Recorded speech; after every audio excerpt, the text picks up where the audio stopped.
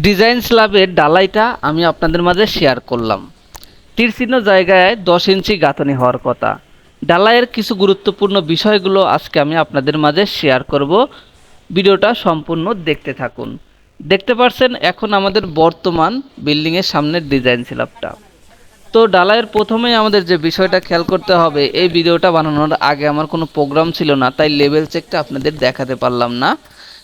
অবশ্যই স্ল্যাব করার আগে ছাদ অবশ্যই লেভেল চেকটা দিতে হবে, তা না হলে আপ ডাউন থাকবে, দেখতে ভালো লাগবে না, ডালাইয়ের সারফেসটাও সুন্দর আসবে না, দেখতেও খারাপ লাগবে। তাই অবশ্যই সুন্দরভাবে লেভেল চেকটা দিবেন।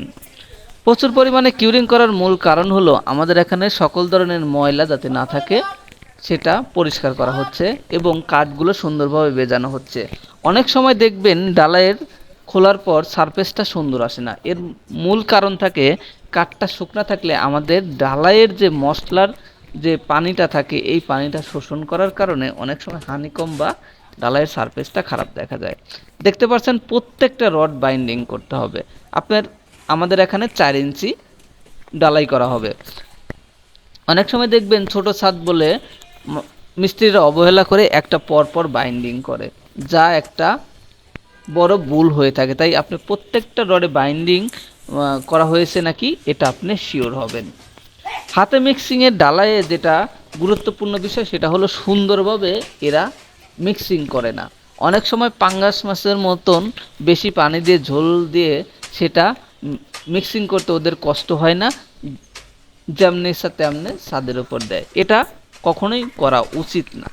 অবশ্যই সুন্দরভাবে বারবার কোদাল দিয়ে কেটে সেটাকে মিক্সিং করতে হবে, যেহেতু আমাদের এখানে মিক্সিং মেশিন ব্যবহার করা হচ্ছে না।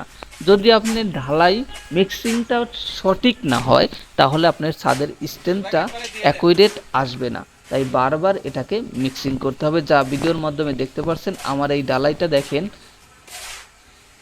শক্ত, বেশি নরমও না বেশি শক্তও না, যতটুকু প্রয়োজন ততটুকু আমাদের মিক্সিংয়ের পানি ব্যবহার করে সেটা বানানো হচ্ছে।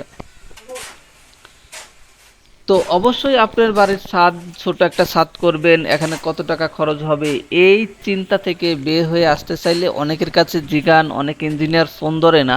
তাই আপনাদের মাঝে আমি এই ছাদে কতটুকু রড, কতটুকু সিমেন্ট, কতটুকু বালি, কতটুকু খোয়া এবং কত টাকা লেবার কস্ট আমরা দিয়েছি সম্পূর্ণ আমি 2টা ভিডিওর মাধ্যমে আপনাদেরকে উপহার দিয়েছি। ডেসক্রিপশন বক্সে 2টা ভিডিওর লিঙ্ক দেওয়া থাকবে, সেখান থেকে আপনারা দেখে নিতে পারবেন এই ছাদে আমাদের কত টাকা খরচ হয়েছে।